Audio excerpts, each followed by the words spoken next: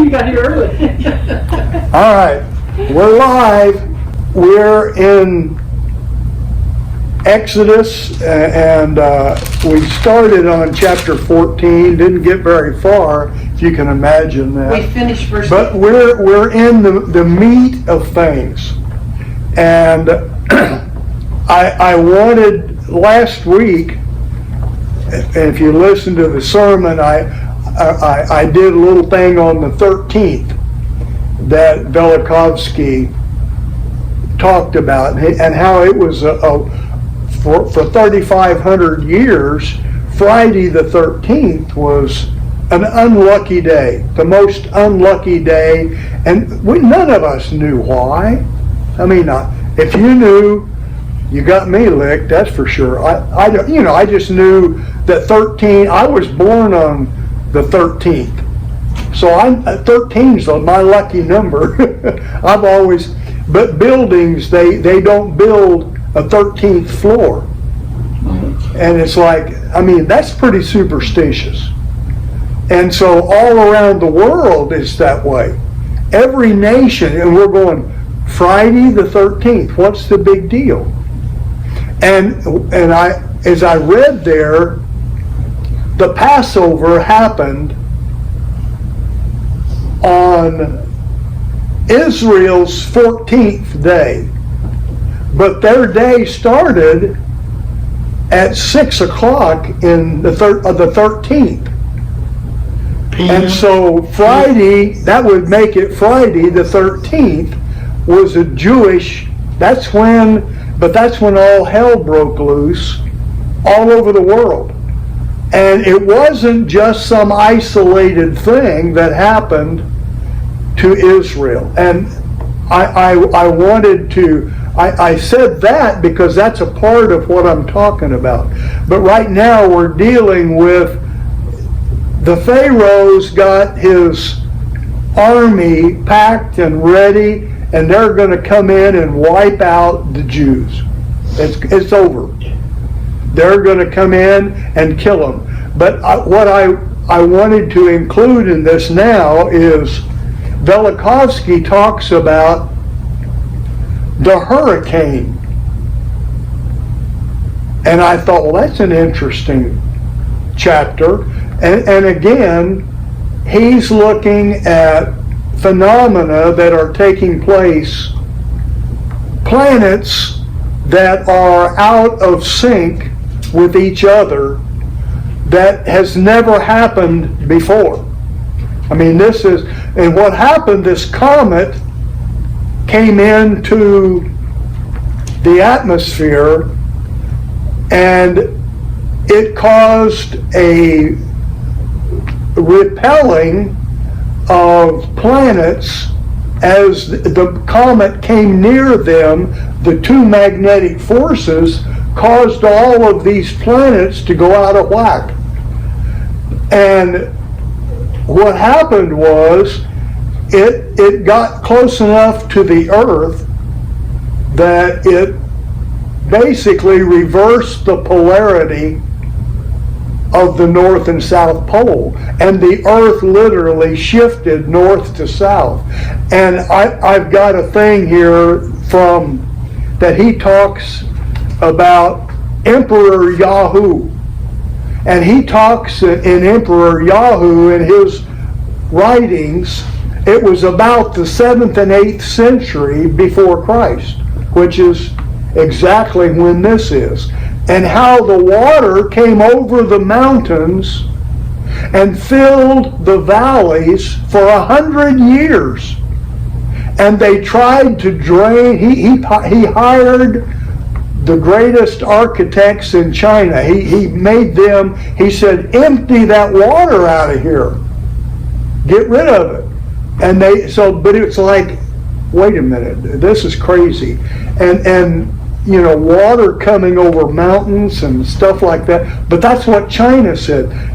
Islands out in the Pacific, this was their end. They disappeared. They no longer were there anymore. And it's like all this stuff's happening. I want to read this about the hurricane. It was so interesting. He said the swift shifting of the atmosphere under the impact of the gaseous parts of the comet, the drift of air attracted by the body of the comet, and the rush of the atmosphere resulting from the inertia when the Earth stopped rotating or shifted its poles, all contributed to produce hurricanes of enormous velocity and forces of worldwide dimensions. And then he's got manuscript Troana of the Mayas, and he says it describes a cosmic catastrophe during which the ocean fell on the continent. This is the Mayan in the middle of South America. The oceans fell on the continent, and a terrible hurricane swept the earth. The hurricane broke up and carried away all towns and for all forests. I mean, we're talking inland hurricane. So this is bigger than just a seasonal hurricane that happens by occasionally. Exploding volcanoes, tides sweeping over mountains, and impetuous winds threatened to annihilate humankind, and actually did annihilate many species of animals. The face of the earth changed, mountains collapsed, and other mountains grew and rose over the onrushing cataract of water driven from oceanic spaces. Numberless rivers lost their beds, and a wild tornado moved through the debris descending from the sky. And the end of the world was caused by hurricane. That's what they called that wind. Or did he make this up? Huh? Did Velikovsky make this up? Makes it up. Is it true, or? What he's doing is reading from Mayan history. Is that a parallel with the Bible? Yes, it does. And that's exactly what it does. It talks about a wind that is so powerful that, listen to what these are not local fellows in Egypt talking. This is, I mean, again, it doesn't matter whether this is true or not, but what it does is it simply says God was doing, and God doesn't use his hands. He doesn't have any hands.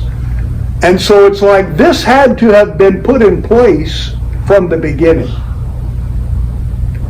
God had designed this, but anyway, the interesting thing here was that the name of this, Mayans called it the hurricane, the physical agent that brought darkness and swept away houses and trees and even rocks and mounds of earth. And from the name is derived hurricane, the word we use for strong wind. Hurricane destroyed the major part of the human race. In the darkness swept by a wind, resinous stuff fell from the sky and participated with fire and water in the destruction of much of the world. For 5 days, save for the burning naphtha and burning volcanoes, the world was dark since the sun did not appear. And so it's talking here about the darkness. And I read there was 8 days of total darkness. When, it's like when Christ died, there was an unexplained darkness that wasn't an eclipse. An eclipse doesn't last for 8 hours. And so there's stuff going on that isn't described by history or science, they disavow it, because if this is true, then there is a God. So they deny what they said this is fiction.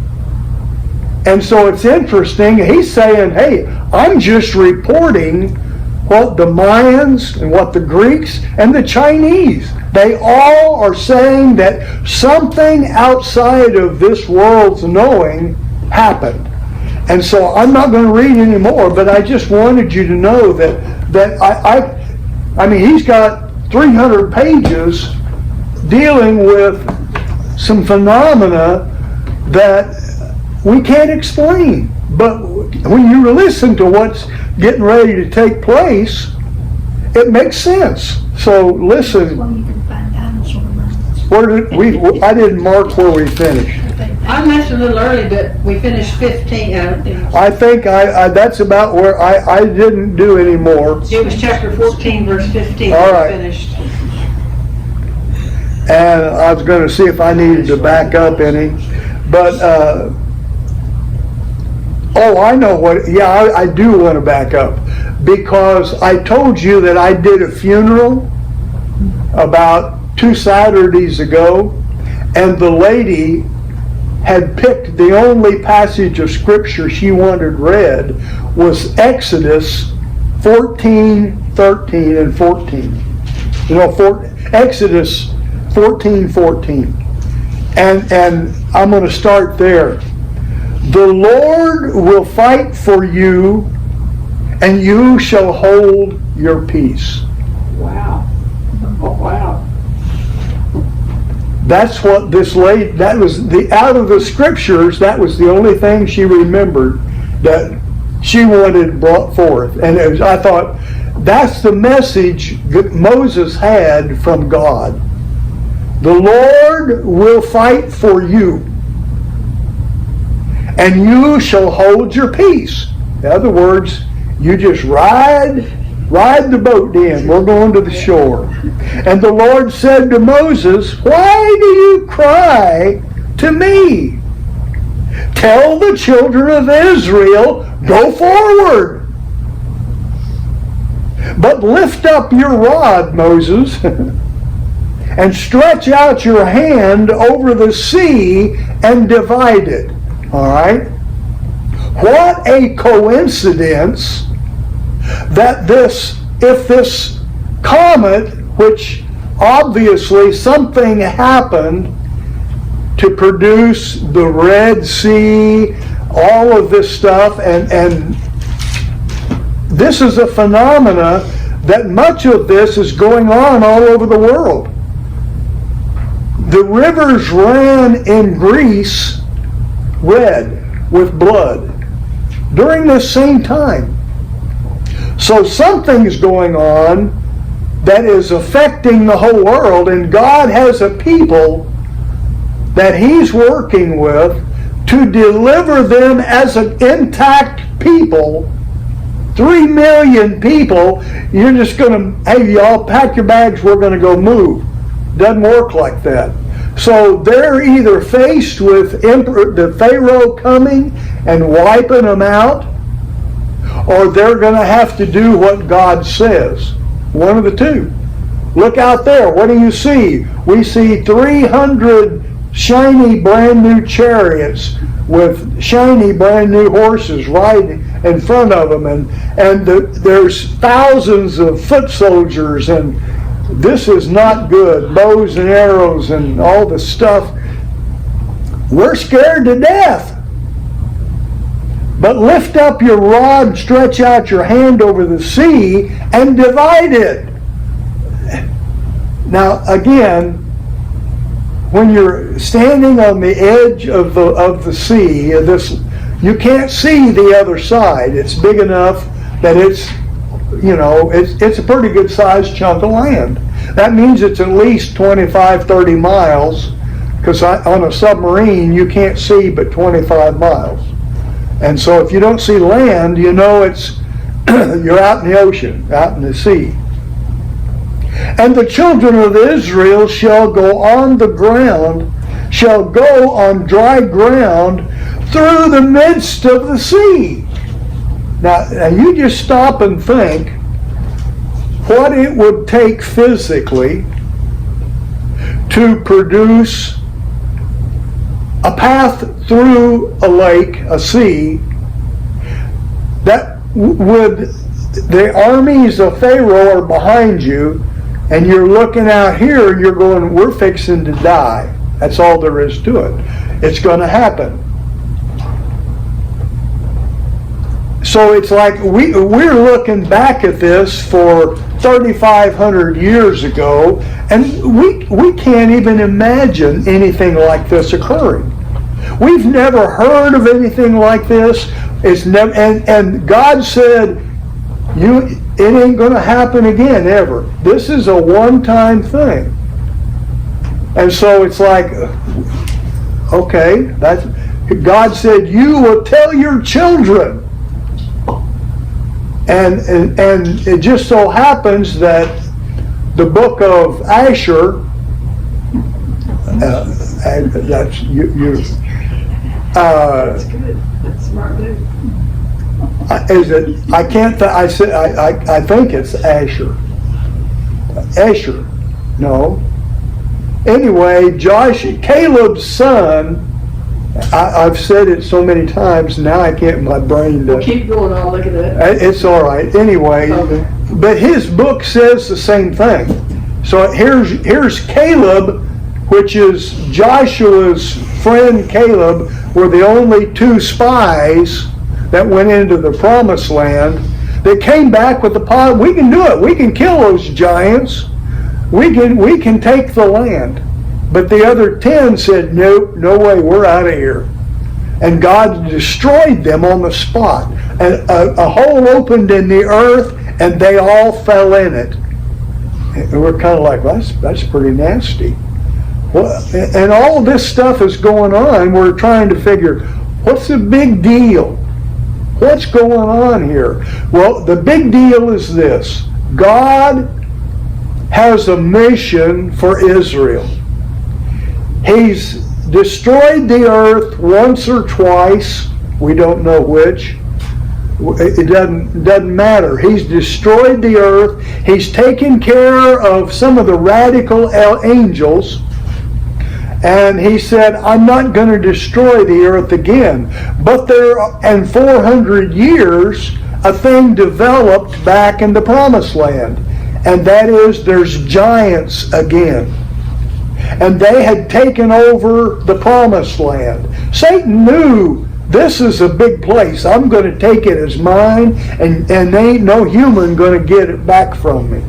And that's what basically the giants had basically done, taken over the promised land. We don't hear about, well, there are reports of what they called Nephilim in other languages around the world, but primarily that's where the giants were. So God's dealing with a group of people that are intermingling with fallen angels. And you know, again, here we are in the 21st century thinking, this is too much. I can't go that far. And I'm just saying, God had enough reason in his mind to go in and kill every man, woman, and child. Now that's not, God said, I need every human being. So what had happened here is that the human race had mingled with fallen angels and produced a species that was unacceptable, which also God destroyed, because the same thing happened with Adam's children. The daughters of Eve mated with angels, and the giants came in and took over. And who can fight against them? Nobody. So God said, man, you can't destroy this. I've got to. So he only had one heir that was possible, and that was Noah, the son of Seth, the great-great-grandson of Seth. Adam had Abel, Cain, and Seth. And Seth was the third son to replace Abel that died. So it was from his offspring.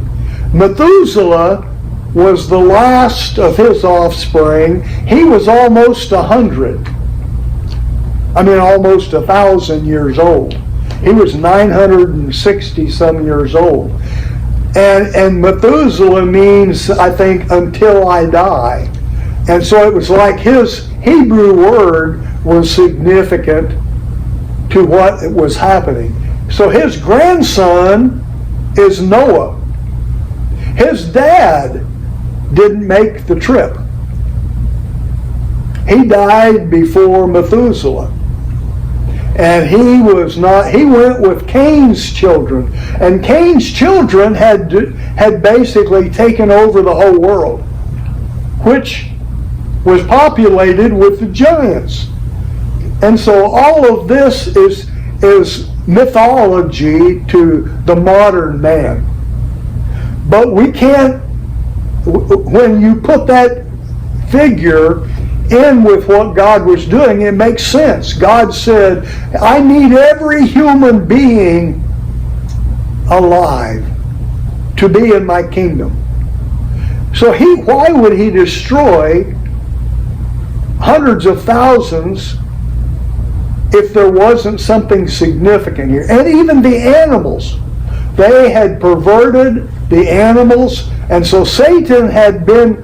And see, this is the thing you're dealing with here. God is after the destruction of Satan, and the only way he can do it is through his people. And that's why in my preaching I said there are still giants in the land, and it's up to the church to bring them down. And the giants are not physical, they're principalities and powers, and we have to bring them down. And that's what God is waiting for the church. And let me tell you, when I start looking at the church, it's getting there. God is raising up a people who are saying just what I'm saying. They're saying, devil, your time has come. We bind your powers. Jesus said, I saw you fall from heaven, and I'm giving unto you authority to the church. And so that's where we are.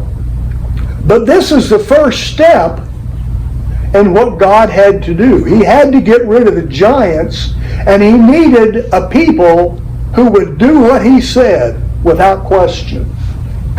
And that's who Moses was. Let's get it on, God. We're going to do it. And I indeed will harden the hearts of the Egyptians, and they shall follow them. So I will gain honor over Pharaoh and over all his army, his chariots and his horsemen. I'm going to show this world who's in charge. This is no coincidence.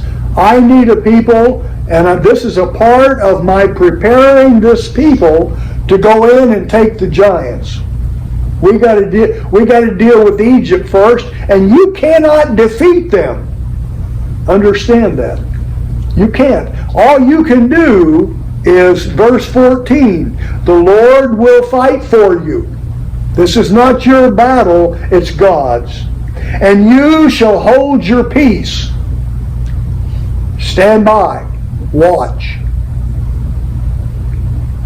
And then the Egyptians shall know that I am the Lord.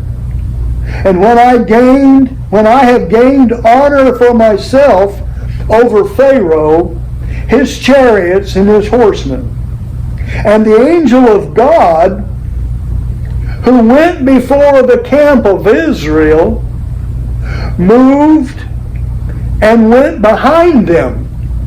Oh, the angel of the Lord. And we got to go back, and you follow here that when they left Egypt, the angel of the Lord encamped around them so that nothing could happen. And this angel of the Lord was mighty. And the pillar of cloud went from before them and stood behind them. So here's God, and he calls it the angel of the Lord. But God was with them mightily. And a cloud and a pillar were what delivered Israel from the Egyptians. So God took his cloud, let me read it again. And the angel of God who went before the camp of Israel moved and went behind them, and the pillar of cloud went from before them and stood behind them. Now here's what's getting ready to happen. There's going to be a period, if Velikovsky's right, there's going to be a period of a number of years that the earth will be so inundated with smoke and fire and recouping for, and the interesting thing here is that Israel, when the all hell really breaks loose, is going to be in a valley between two mountains. And so God is taking them, but he said the cloud will go before you, and a pillar of fire will follow you. So it's like they're going to have, it says,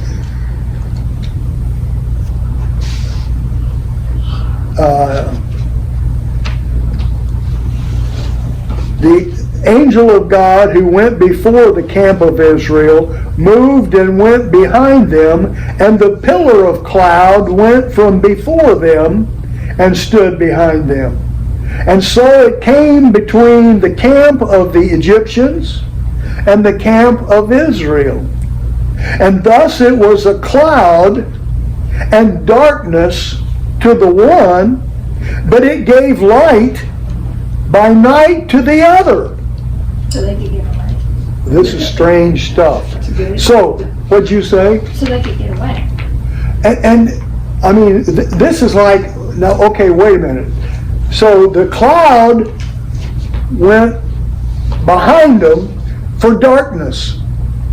But it's like when you hear Velikovsky, he said there was a cloud of darkness over the entire earth.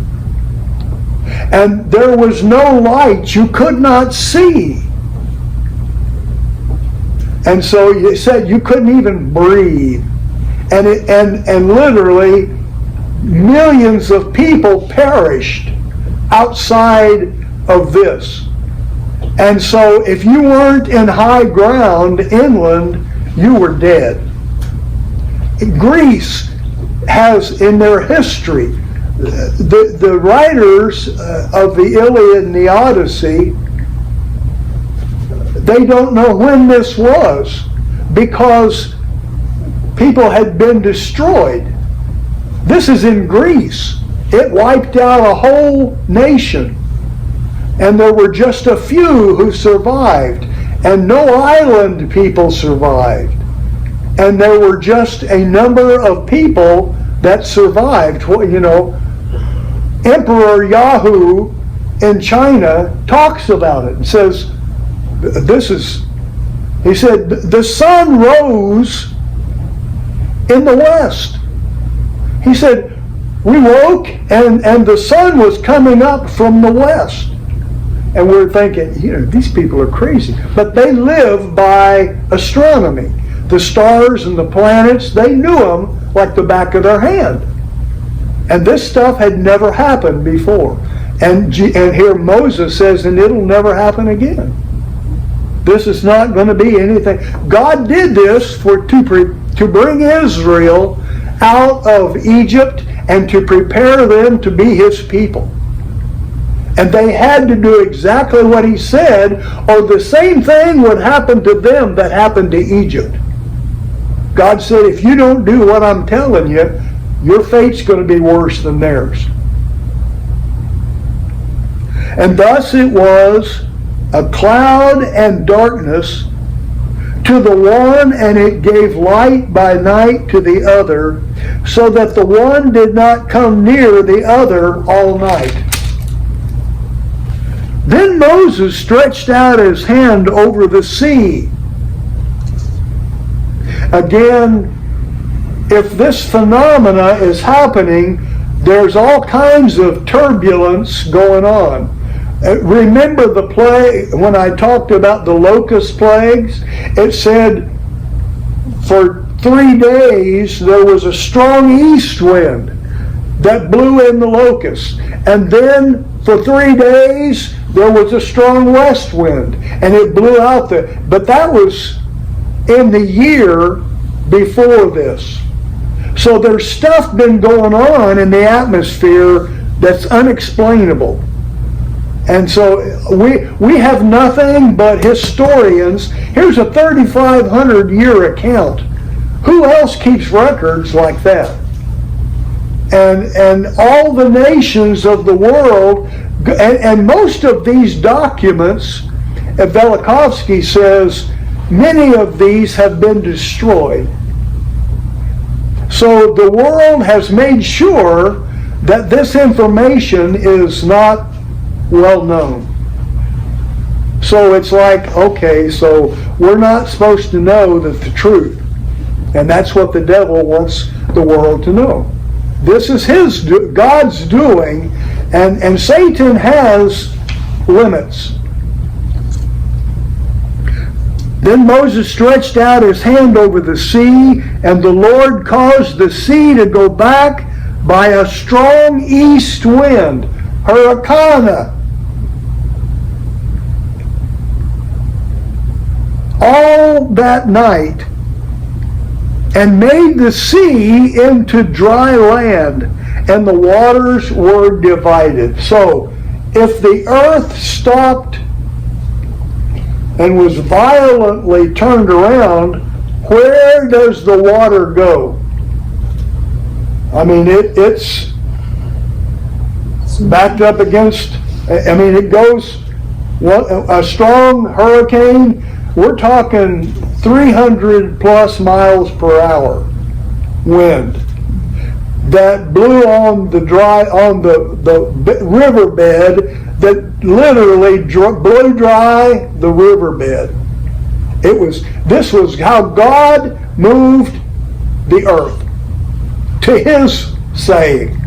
And I said, either God is an opportunist, or he set this in motion in the beginning. And I believe that's it. From the beginning, the comet didn't come into perspective until the 6th century. And it started, and it was so bright that they said there were 2 suns. And so all of this is a mystery to us, because we've never seen a comet besides Halley's Comet, and whoever, I've never seen it. And they're talking comets out there. Yeah, there's comets. But this one came within proximity to the earth the only time, and it left and has never come back. Because we're talking thousands of years that God put it in motion and said, this is what it's for. And it will happen. And so he knew what was coming, because he had put it into his design. Satan didn't know. Satan did not know what God's plans were. And so the children of Israel went into the midst of the sea on the dry ground, and the waters were a wall to them on their right hand and on their left. Now, either the wind blew across the lake and was, who knows? We can't explain it. And it's like when you look at this, you're thinking, Okay, God did it. That's all we know. And that's all we care about. And whether Velikovsky's right or not doesn't matter. God did it. Whatever methods he has, he did it. And it's real. And I believe that it coincided with some phenomena that happened all over the earth. And so, and that means that God was at work with Israel, and he was going to make this people his. But they chose, no, we don't want to be your people. You tell Moses what you want, he can tell us. And God said, I want you to be my people. I'm going to tell you. That's like God speaking to us today. This is real. I want you to be my people, and I want you to do my will. And the Egyptians pursued and went after them into the midst of the sea, and all Pharaoh's horses, his chariots, and his horsemen. Now it came to pass in the morning watch, I think that's 6 o'clock in the morning, that the Lord looked down upon the army of the Egyptians through the pillar of fire and the cloud. And he troubled the army of the Egyptians. He confused them, it says. And he took off their chariot wheels, so that they drove them with difficulty. I mean, we don't, that's, if you just read this, it's bizarre. If you bring in Velikovsky, really gets, I mean, it's like, oh, this is too much information, Lord. What do we do with this? And see, this is the history that God said, Israel, you're going to remember this forever. What I did to deliver you is a once in a lifetime thing. But it took 40 years. I said it took 3 days to get Israel out of Egypt, but it took 40 years to get Egypt out of Israel.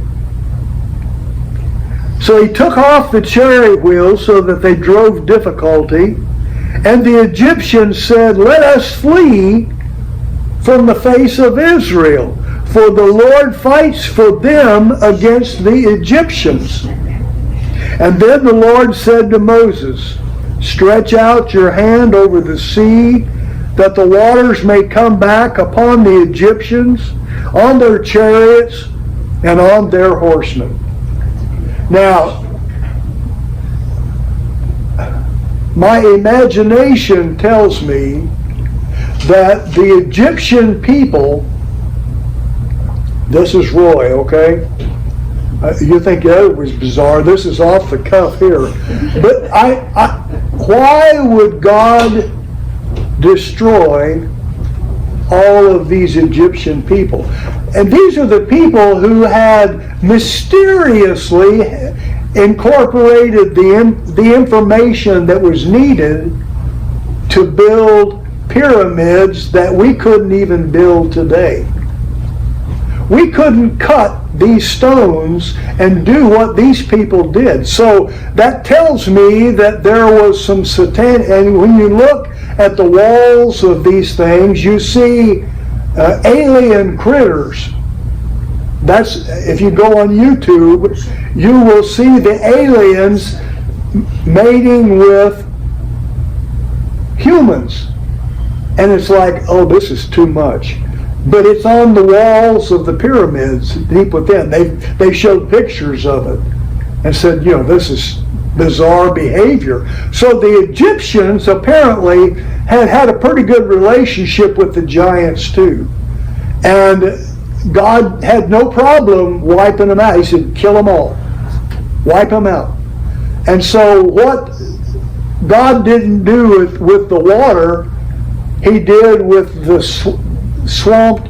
They were all wiped out. So there was no more Egyptian that had infiltrated with. And see, the thing is, what I'm telling you, what I'm saying here is bizarre. I mean, we don't have any explanation. We don't know what's going on. And Moses stretched out his hand over the sea. And when the morning appeared, the sea returned to its full depth, while the Egyptians were fleeing into it. And so the Lord overthrew the Egyptians in the midst of the sea. And then the waters returned and covered the chariots, the horsemen, and all the armies of Pharaoh that came into the sea after them. Not so much as one of them remained. Bizarre. So Israel's on one side of the Red Sea, and there's nothing on the other side now. But the children of Israel had walked on dry land in the midst of the sea, and the waters were a wall to them on their right hand and on their left. Who knows? So either this is fairy tale stuff, it's mythology, Christian or Jewish mythology, or something happened to create this. And it just so happens, again, that Velikovsky says, wouldn't it be strange if this event was just over Egypt? So he said, I'm curious as to what the rest of the world has to say about it. And so he studied the Mayan language, the Greek language, the Chinese language, the Arabic language, and he looked at what their scholars at that time, what books had been passed by. And these were the reports that he got these notes from. And so his whole book is documenting what he discovered from other nations. That's all the book is a series of events dealing with planets and the physical world. It just so happens he's Jewish, and he brings in Isaiah and says, Isaiah says it was this. He feared that the day of the Lord was coming, because God, this is 1,000 years after this. So God is at work. We can't imagine what is at his disposal to do what he wants done. And so the Lord saved Israel that day out of the hand of the Egyptians, and Israel saw the Egyptians dead on the seashore. And thus Israel saw the great work which the Lord had done in Egypt. And so the Lord feared the people feared the Lord and believed the Lord and his servant Moses. That's a good place to quit. Mine quit. I apologize because Mine quit. it's 15. And Caleb's son is Jeshur. Huh? Caleb's son is Jeshur. Jeshur. The book of Jeshur. Thank you. Oh, that's the book of Jashur, isn't it? Jeshur. Jeshur, okay. Yeah.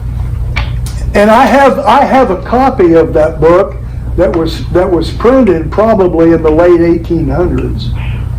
But it tells how Joshua said, "Sun, stop," and the sun stopped. Well, so the guys saw the Egyptians dead on the seashore. I thought they were in the water.